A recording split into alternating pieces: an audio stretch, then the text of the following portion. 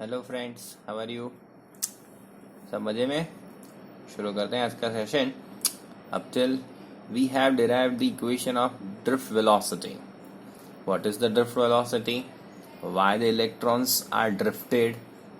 Okay, and what would be the equation for the drift velocity that we have derived in a fashion of Vd? That is, drift velocity equals to E upon m into tau. Tau is a relaxation time.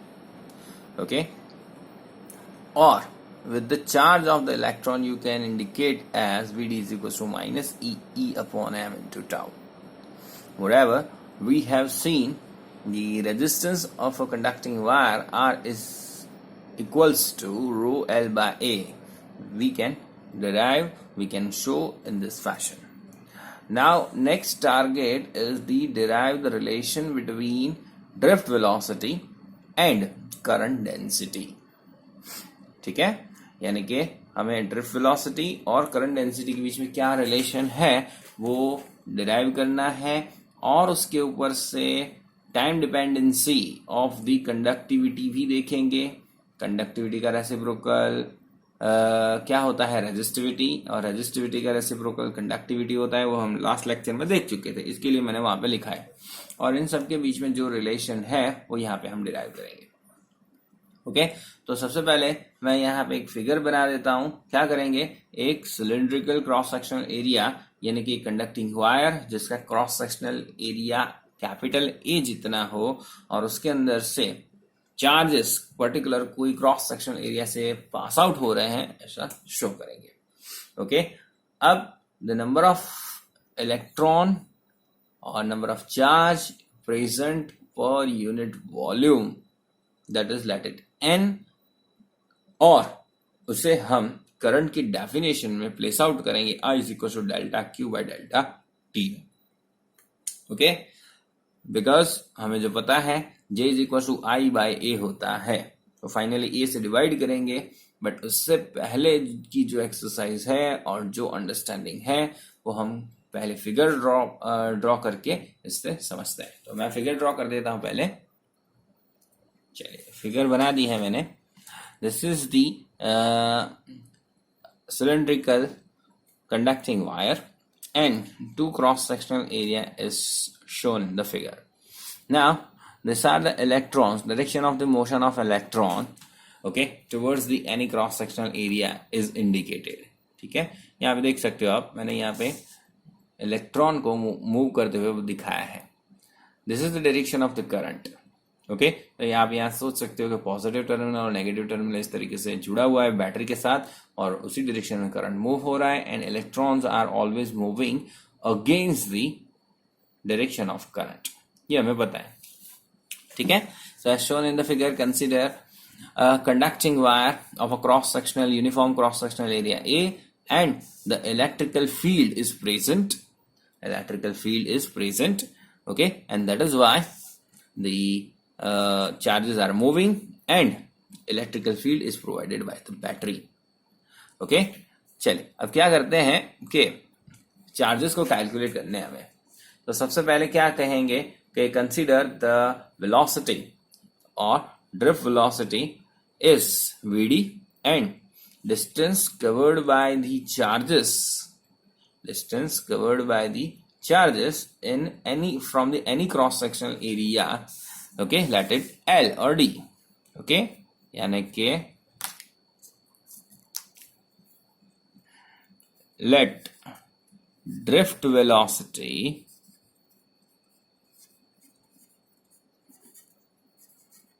of charge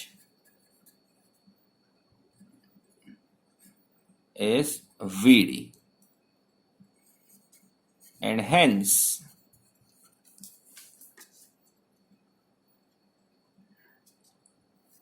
distance covered in time delta t is. okay, कैसे calculate हो सकता है ये? आप D भी ले सकते हो, एल भी ले सकते हो. Distance by time that is equals to velocity. Velocity कितनी है? ड्रिफ्ट वेलोसिटी जितनी, वीडी. ओके, और टाइम कितना दिया आपने, डेल्टा टी दिया. So D is equals to V D into delta T. Okay, अब वॉल्यूम बनाते हैं. ठीक है, यानी कि क्या कहेंगे अब के the volume of the section of the conductor, right, यानी कि volume of the conductor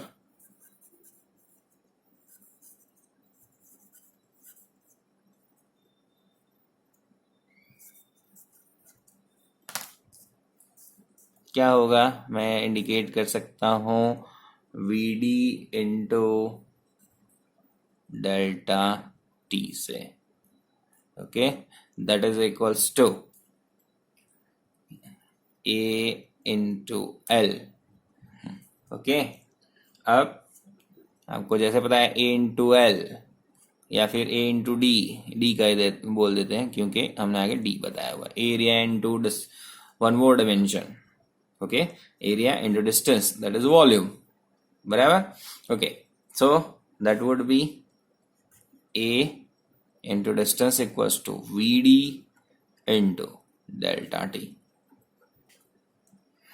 okay, क्यों, तो एरिया इक्वल्स टू क्या है,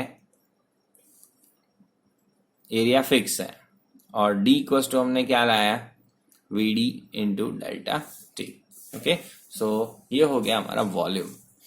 अब let it consider the charges present per unit volume, that is N. तो एन से मल्टीप्लाई कर देंगे. तो that amount of the charges present in that unit volume that crosses any cross sectional area in an interval of delta t. पता चला,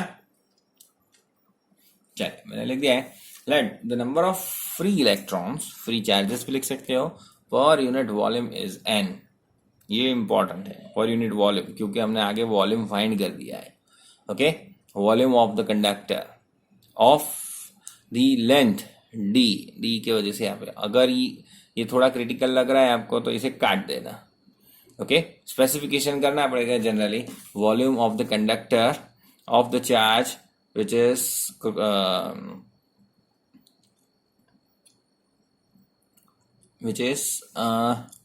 covering the length d in interval delta t, v into delta t, that is distance, into area, that is volume. तो आप इसे काट भी सकते हो, no issue है. ओके, बट शायद आपको ऐसा होगा कि इधर वॉल्यूम है तो इधर लेंथ क्यों. ठीक है, कोई बात नहीं. चलिए, तो that the number of free electrons पर यूनिट वॉल्यूम इज n. तो इसको हम n से मल्टीप्लाई कर देंगे. ये किसके लिए हुआ, एक चार्ज के लिए, बट एक चार्जेस तो क्रॉस नहीं करेगा, बहुत सारे चार्जेस होंगे. तो हमने क्या बोल दिया, n नंबर ऑफ चार्जेस पर यूनिट वॉल्यूम प्रेजेंट है. तो दैट इज वाई ये भी वॉल्यूम है, ये भी वॉल्यूम है. ओके, तो हमने मल्टीप्लाई कर दिया. ओके, अब हर एक इलेक्ट्रॉन, अब चार्जेस पॉजिटिव भी होते हैं, नेगेटिव होते हैं, स्पेशली इलेक्ट्रॉन की बात कर रहे हैं. So that is why we multiplying with the E. ठीक है, सो each charge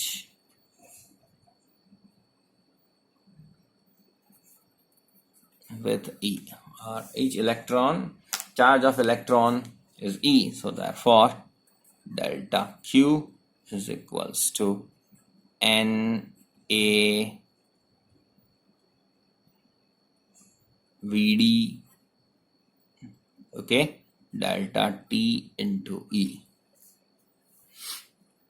इसे मैं अरेंज करके कैसे बोलता हूं, N A V D E, यानी कि नावडी.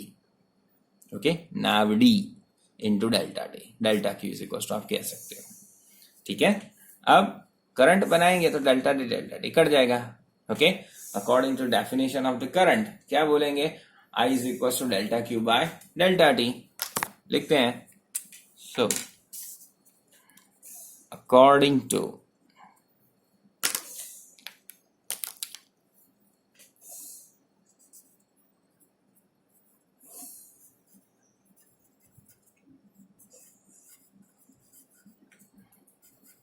definition of current I, okay, that is equals to delta Q upon delta T. ठीक है, डेल्टा टी की वैल्यू हम फाइंड कर चुके हैं, डेल्टा क्यू की N A V D E delta T divided by delta T. So delta t cut, and now we have left I is equals to NaVdE, नावडी I. ठीक है, formula क्या बनेगा, नावडी I. So NaVd into E is equals to I. Okay, अब क्या कर देंगे, करंट डेंसिटी का फॉर्मूला क्या है, I बाय A, तो A कट जाएगा. Okay, so current density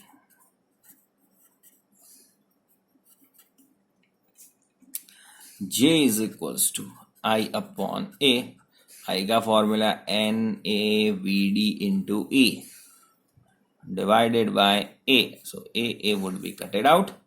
So therefore J is equals to, बचा क्या आपको, आपके पास NVD इंटू E.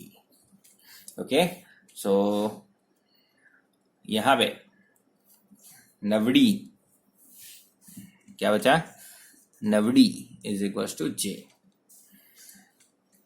ओके, अब क्या करते हैं, इसे हम वेक्टर फॉर्म में इंडिकेट कर देते हैं.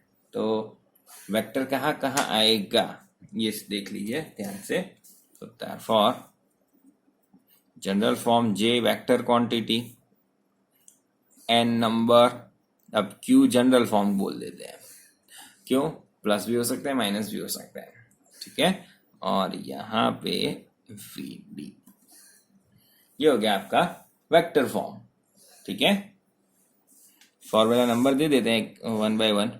Late it, this is equation number 1, this is equation number 2, 3, 4 important, ये शो करना ही है, 5 एंड 6. ओके, तो equation number 6 is a vector form of the current density and drift velocity. आ गया, हमारा टारगेट क्या था, VD और J के बीच में रिलेशन डिराइव करना. VD और J के बीच में रिलेशन डिराइव करना. तो वहां तक हमने इक्वेशन डिराइव कर दिया, बराबर. अब शायद आपको आगे याद हो इक्वेशन, तो J का हमने वेक्टर फॉर्म का इक्वेशन डिराइव किया हुआ है ओम्स लॉ के वेक्टर फॉर्म के फॉर्म में. Okay, J is equal to sigma into E, शायद याद हो तो आपको. ठीक है, अब इसे रिलेट करते हैं आगे. टेक्निकली यहाँ पे क्वेश्चन खत्म हो जाता है, बट हमें आगे भी उसके साथ रिलेशन मेंटेन करना है. किसके साथ, यहाँ तक पहुंचना है हमें, यहाँ तक पहुंचना है हमें. सो दैट इज वाई हम यहाँ से आगे बढ़ते हैं. यहाँ पे लिख देता हूं मैं, इक्वेशन 6 क्या है, equation 6 is vector relation between drift velocity and current density J.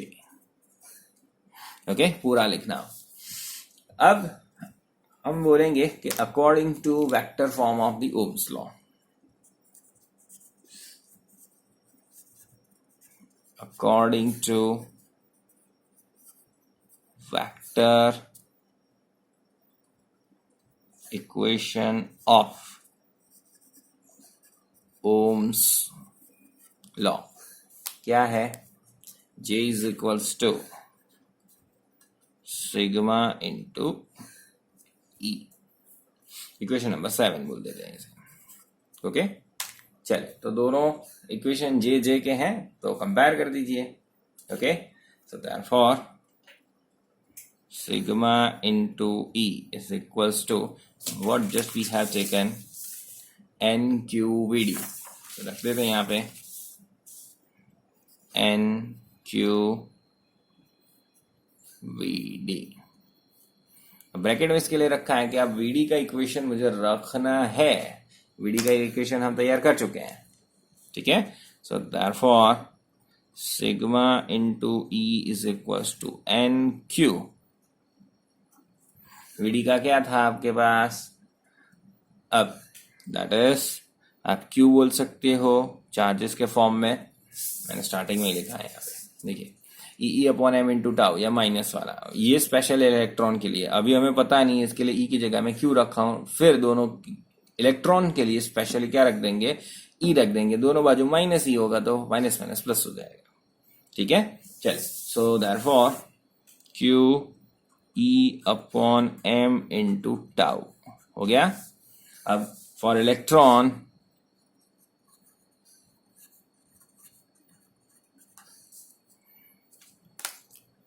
Sigma into E is equals to N E into E square capital E tau by M.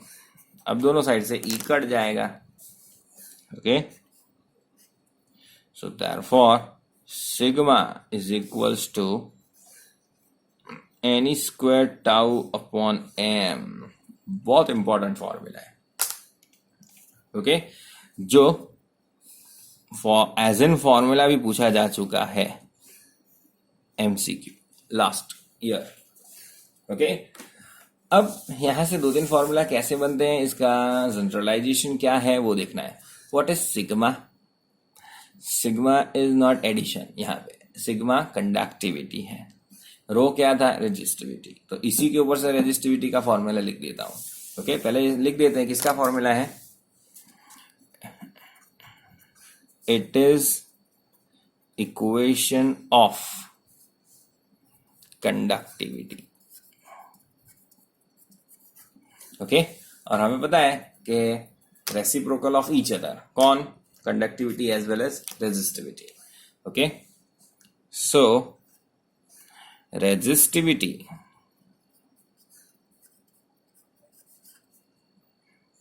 Is क्या होगा, रो इज इक्वल्स टू 1/सिग्मा, तो ये उल्टा कर देते हैं इसे।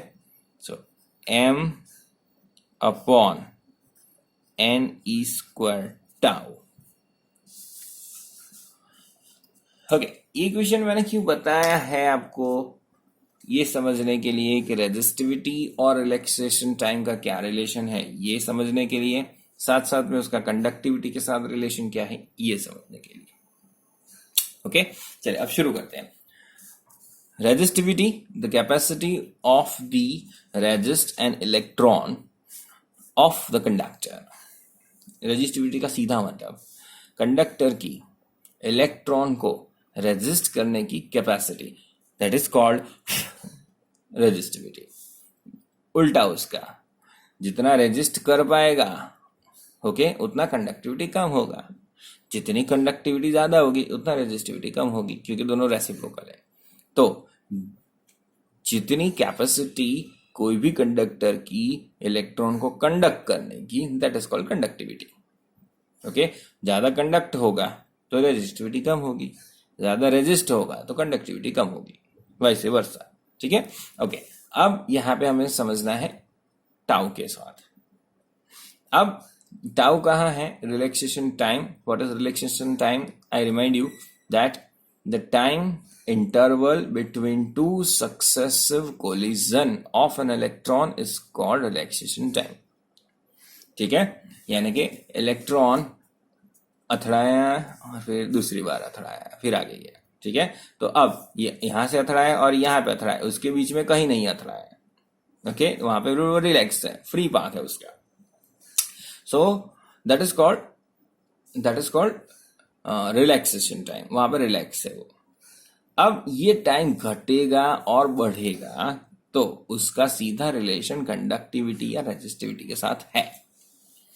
अब हम समझते हैं, मैंने आपको एग्जांपल इसके लिए दिया था कि आप स्कूल के कोई क्लास से गेट तक आना चाहते हो और लेक्चर चालू है तब का टाइम, और अगर रिसेस है, स्कूल छूट गई है, तब का टाइम दोनों अलग अलग होगा, ठीक है, तो अब उसे फिर से वही उदाहरण के साथ समझते हैं कि आपका पाथ अगर रिसेस का टाइम है, स्कूल छूट गई है, तो जिगजैग होगा, यू आर बीन ड्रिफ्टेड, तो आपकी जो कोलिजन होगी वो फटाफट होगी। कोलिजन फटाफट क्यों होगी? क्योंकि सारे आयंस रैंडमली ज्यादा तेजी से मूव कर रहे हैं, ओके, रैंडमनेस ज्यादा है, तो वहां पे इलेक्ट्रॉन फटाफट सारे आयन के साथ क्या करेगा? कोलिजन करेगा। सो फटाफट का मतलब क्या हुआ? रिलैक्सेशन टाइम रिड्यूस हो गया। रिलैक्सेशन टाइम रिड्यूस हो गया, इसका मतलब क्या हो गया?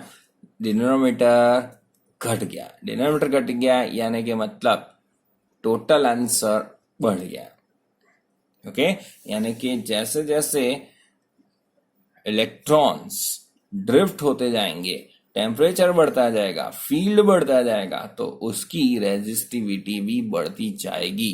अगर रेजिस्टिविटी बढ़ रही है तो सीधी सी बात है कंडक्टिविटी भी घट जाएगी। रेजिस्टिविटी बढ़ी तो कंडक्टिविटी घटेगी, सिंपल। चले, यहाँ पे टाउ स्मॉल, यहां से सीधा समझ में आ जाएगा। टाउ स्मॉल यानी कि कंडक्टिंग टाइम घट गया तो कंडक्टिविटी भी घट गई, ओके।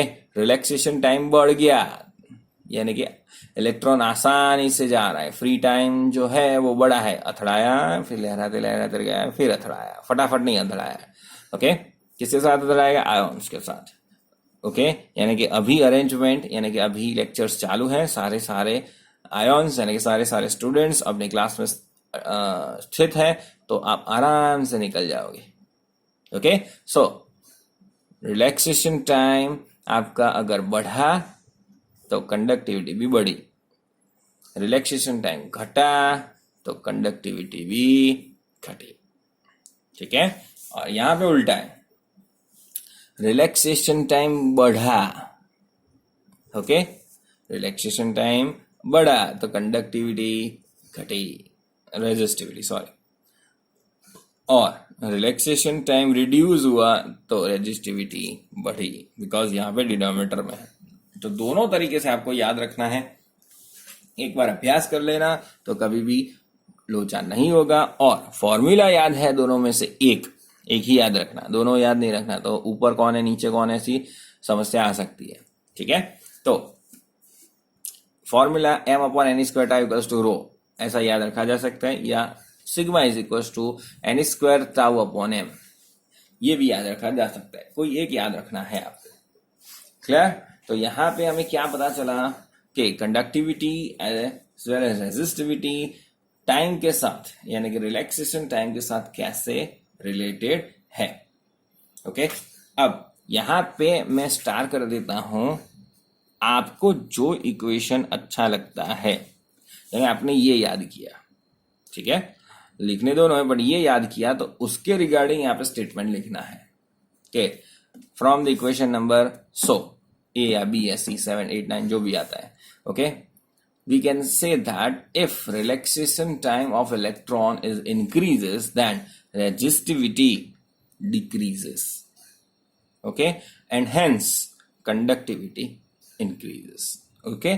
तीन स्टेटमेंट एक ही लाइन में, रिलैक्सेशन टाइम का, उसकी असर रेजिस्टिविटी पे और उसकी असर कंडक्टिविटी पे, ओके। ये दोनों आपस में उल्टे होंगे, ये बढ़ेगा तो ये घटेगी, ओके।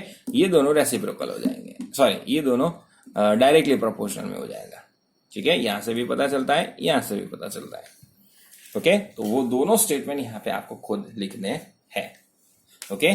चल समझ में आ रहा है ना? आगे बढ़ते हैं। आगे का आपका जो टॉपिक है, what is mobility.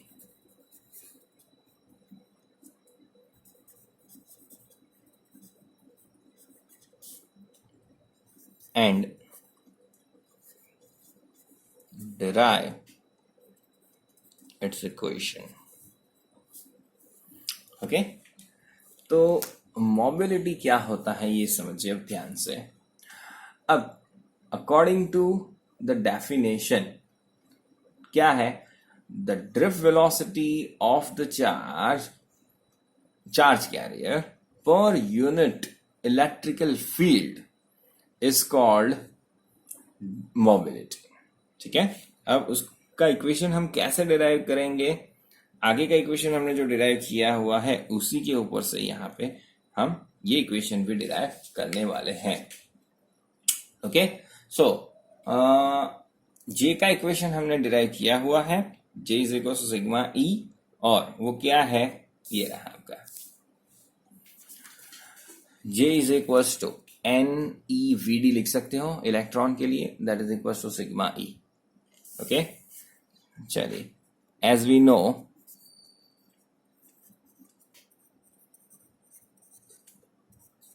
that sigma into E is equals to n e v d। Okay, just मैंने इक्वेशन आपको डेफिनेशन बताई आपको कि the ratio of the drift velocity to field intensity.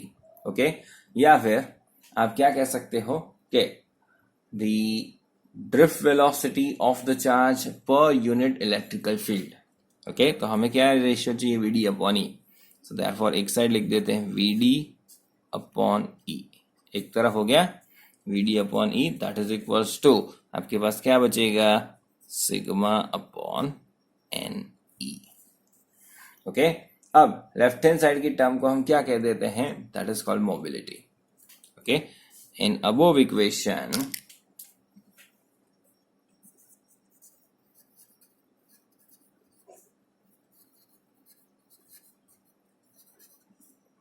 Vd upon E is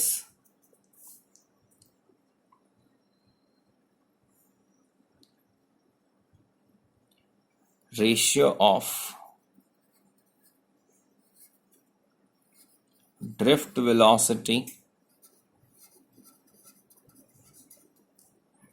to electrical field, or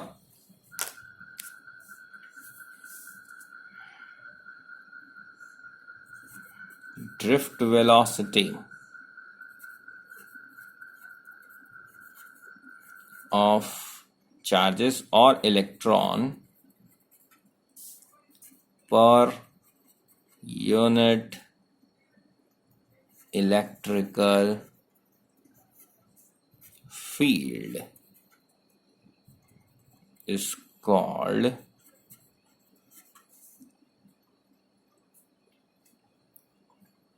mobility।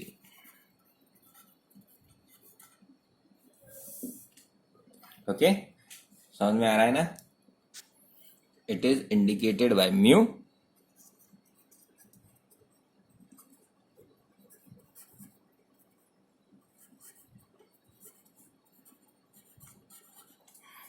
Okay, so therefore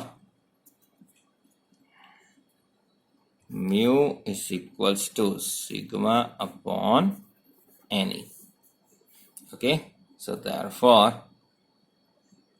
sigma is equals to mu into Ne। ठीक है, पता चला। अब ये चीज हम अलग अलग कंडक्टर्स यानी कि जनरल जो कंडक्टर्स हैं, सेमीकंडक्टर्स हैं और इंसुलेटर्स, ओके, उसके लिए थोड़ा सा हल्का सा डिस्टिंग्विश करते हैं। जैसे कि हमें पता है कि for pure conductor, generally conductor material के लिए जो चार्ज कैरियर होते हैं वो केवल और केवल इलेक्ट्रॉन्स होते हैं। ओके, बट यही चीज सेमीकंडक्टर में बदल जाती है। क्यों? तो सेमीकंडक्टर जब हम पढ़ेंगे तब मैं आपको सिखाऊंगा कि for the conduction electrons not only play the dominant role, there is the holes are also play the dominant role. So there is the mobile charge carrier, और the charge carrier are not only an electron, there is holes also. Okay, so mobility यानी कि जो charge move करेगा वो केवल और केवल electron नहीं है, यानी कि कंडक्टिविटी आपको जो मिल रही है वो केवल और केवल इलेक्ट्रॉन के कारण नहीं मिल रही है। तो वहां पे दोनों को ऐड करेंगे हम, H से होल्स दर्शाएंगे और ई से इलेक्ट्रॉन को दर्शाएंगे। ओके, तो वहां पर ये चीज थोड़ी सी बदल जाएगी। ओके, तो यहाँ पे पहले इसे लिख देते हैं कि ये किसके लिए है, इलेक्ट्रॉन्स के लिए। As we know that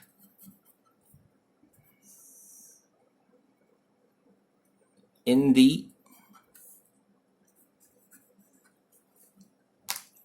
conductor or conducting material, electrons are mobile charge carrier. So therefore conductivity is because of the electron. So you can say the mu E, okay, into E.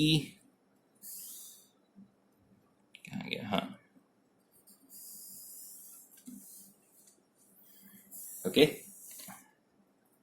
ये electrons है, number of electrons, so N को भी ई से indicate कर देते हैं।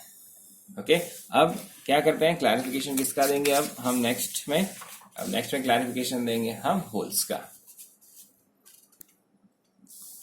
But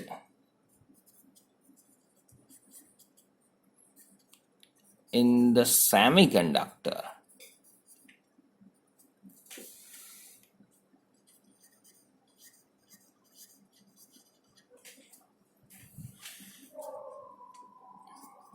conduction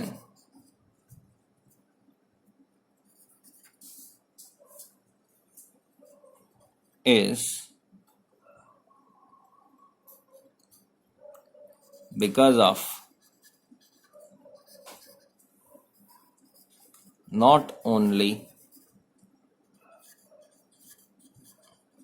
electron, moreover you can also say that in electrolytes, chemical reaction में आपने देखा होगा कैथोड और एनोड पे चार्जेस यानी कि आयॉन्स दोनों ही डायरेक्शन में मूव होते हैं और कंडक्शन मिलता है। Okay, so there is also you can say that in electrolytes also there is the charge carrier are positive and negative ions both. Okay, तो स्पेशली बात हम यहाँ पे सेमीकंडक्टर्स की कर रहे हैं। In the semiconductors, okay, conduction is because of not only electron but also by holes. Okay,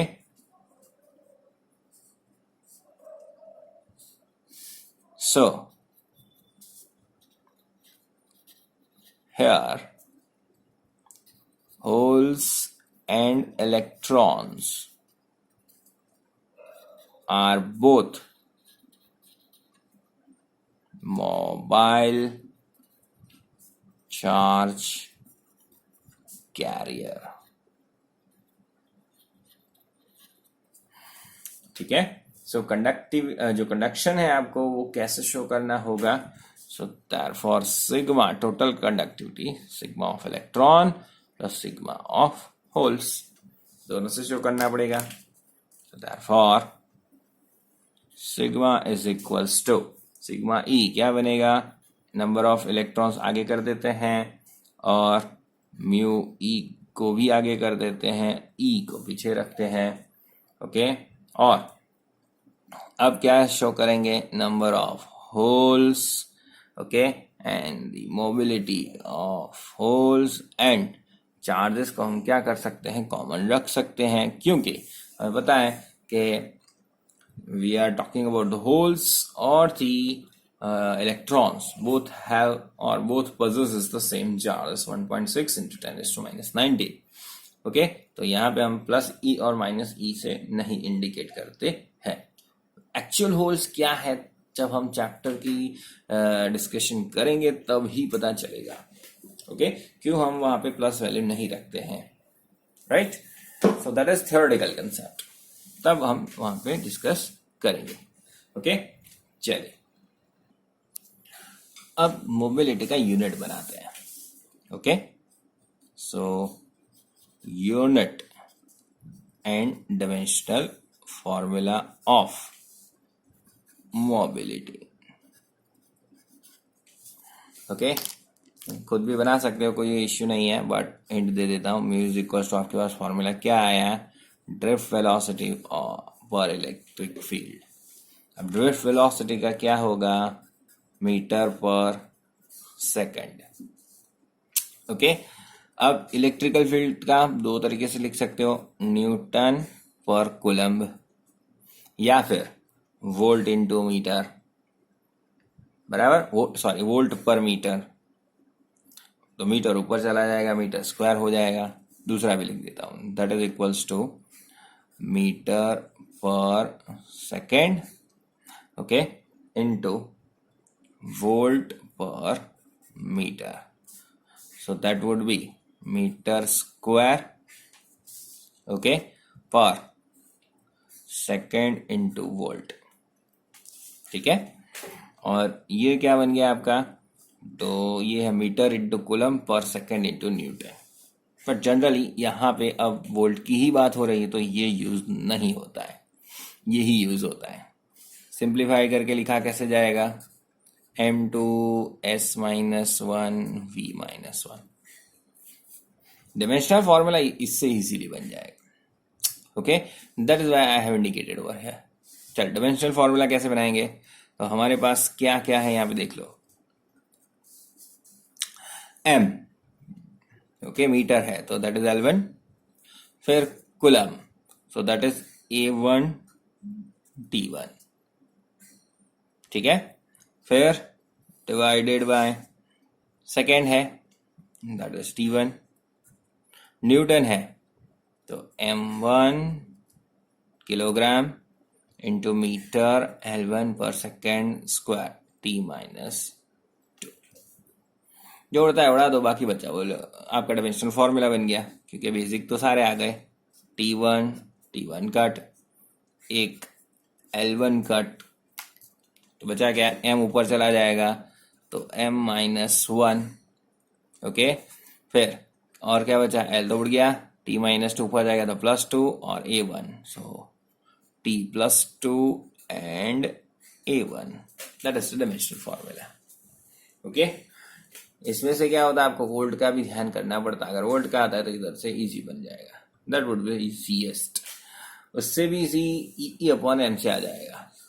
okay, हमने म्यू का फॉर्मूला बनाया था अभी. आगे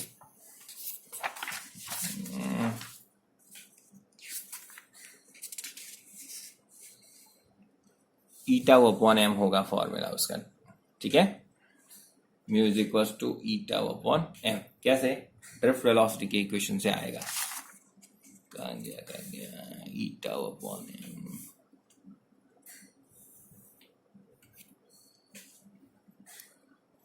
देखिए यहाँ पे Vd इज इक्वल टू, ये फॉर्मूला लिखा था हमने, Vd is equal to E upon M into tau.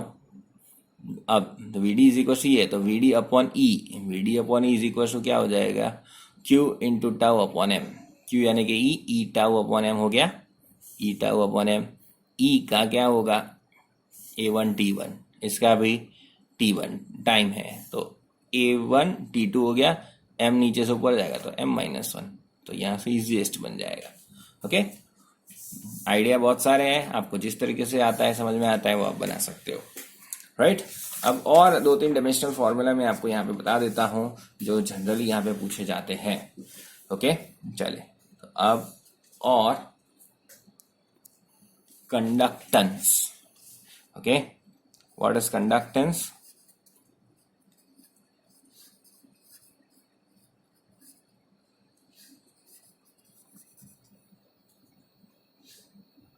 Conductance है, कंडक्टिविटी नहीं है, इसे कैपिटल जी से इंडिकेट किया जाता है. और उसका डायमेंशनल फॉर्मूला भी पूछा जाता है और यूनिट भी पूछा जाता है. Okay, so reciprocal of resistance, reciprocal of resistance is called conductance. लिखते हैं, रेसिप्रोकल ऑफ रेजिस्टेंस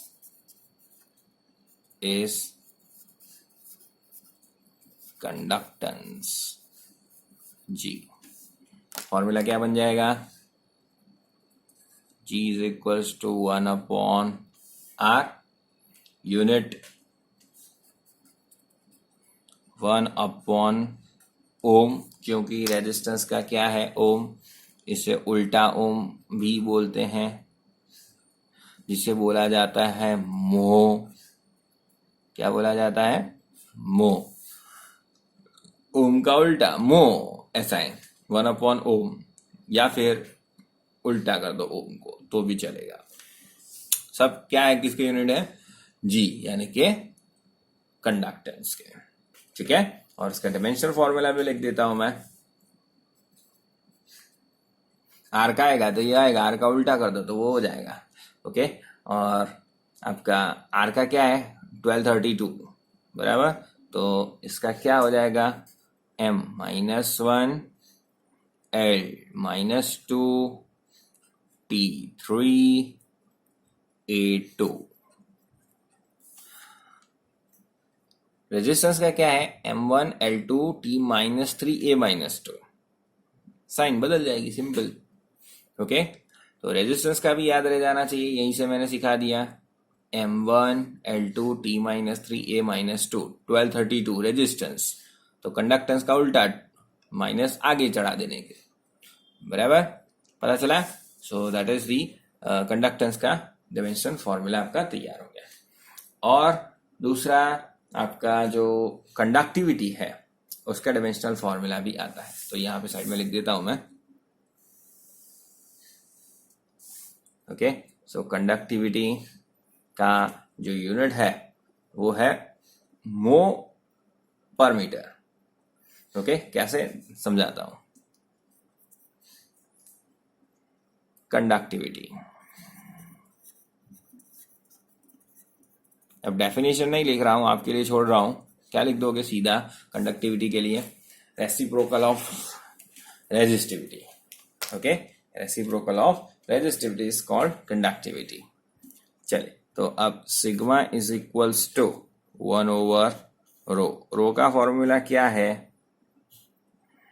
इसके लिए मैंने स्टार्टिंग में लिखा था, R is equals to ρL/A। Okay, so यहां से मैं क्या लिख सकता हूं? RA/L। पता चला?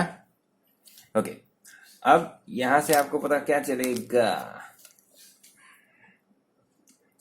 ये डिमेंशनल फॉर्मूला इसके रखते हैं जिससे आपको क्लियर कट हो जाएगा। So therefore sigma is equals to metre. Okay, यहां पे ओम रेजिस्टेंस का इंटू मीटर स्क्वायर। क्या कट जाएगा? 1 मीटर कट, बराबर। So that is equals to 1/ओम इंटू मीटर। ओके, 1/ओम अभी देखा हमने, क्या बोला जाता है? 1/ओम मो लिख सकते हो। सो मो पर मीटर, या फिर मो इंटू मीटर इनवर्स। पता चला? ओके, अब इसके डायमेंशनल फॉर्मूला क्या हो? 1332। क्या है? 1332। क्यों? इसमें क्या जुड़ गया? नीचे 1 मीटर और आ गया तो ऊपर चला जाएगा तो 13 हो जाएगा। ओके, चलिए तो लिखते हैं। तो therefore dimensional formula of sigma that is equals to m-1 L-3 T3 A2। Okay, तो ये आपका क्या हो गया? कंडक्टिविटी का डायमेंशनल फॉर्मूला तैयार हो गया। Okay, one more thing that is important. Okay, conductivity या रेजिस्टिविटी जो है, is it depend on the dimension? Okay, कई बार पूछा जा चुका है, इसके लिए मैं आपको यहाँ पे अच्छे से बता रहा हूँ, ध्यान से समझ लेना।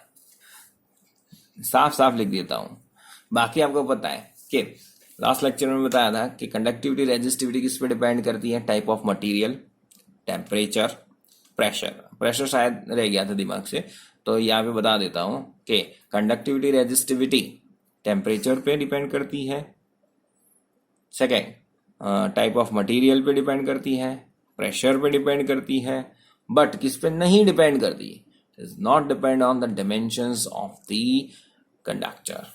तो यहाँ पे it is not depend on the dimensions of the conductor.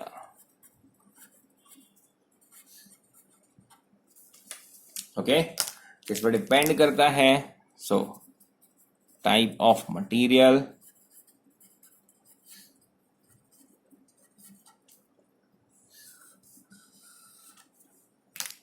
as well as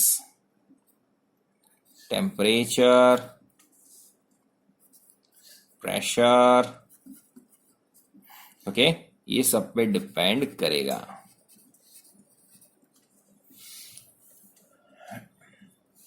चलिए, तो आई होप कि आज का लेक्चर जो इम्पोर्टेंट था वो आपकी समझ में आ गया है। हमने शुरुआत की थी ड्रिफ्ट वेलोसिटी को किसके साथ जोड़ने की, करंट डेंसिटी के साथ जोड़ने की। ओके, तो उसको पहले हमने ज्वाइंट किया, उसके बाद रिलैक्सेशन टाइम का कंडक्टिविटी के साथ रिलेशन क्या है वो देखा हमने। ओके, और उसके बाद हमने मोबिलिटी क्या है वो समझा। कंडक्टिंग मटेरियल में इलेक्ट्रॉन्स ही मेजर चार्ज कैरियर होते हैं और ड्रिफ्ट वेलोसिटी पर इलेक्ट्रिकल फील्ड और इलेक्ट्रिकल फील्ड इंटेंसिटी और उसका रेशियो क्या कहा जाता है, मोबिलिटी कहा जाता है। और उसको म्यू से इंडिकेट कर दिया, सिग्मा अपॉन एन बचा, so sigma is equal to mu into N. अब केवल इलेक्ट्रॉन के लिए ई से इंडिकेट कर दिया, बट होल्स भी आते हैं किस किस्से में, तो अगर हमारे पास सेमी कंडक्टर है तो वहां पे इलेक्ट्रॉन और होल्स दोनों आते हैं, तो उसको अलग अलग करके हमने बता दिया। फिर उसका डायमेंशनल फॉर्मूला देखा, साथ साथ में कंडक्टेंस भी देखा और कंडक्टिविटी भी देखी। ओके, आई होप मजा आई होगी। Take care, bye bye.